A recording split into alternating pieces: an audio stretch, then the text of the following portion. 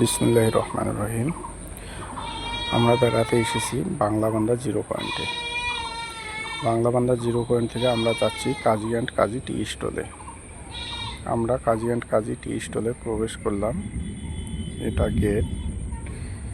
দেখুন কাজী অ্যান্ড কাজী টি স্টলের গেটগুলো কত সুন্দরভাবে সাজানো। এই যে কাজী অ্যান্ড কাজী টি স্টলের পাশেই চা বাগান, এবং চা বাগানের সাথে এই সুন্দর গেস্ট হাউসগুলো অবস্থিত।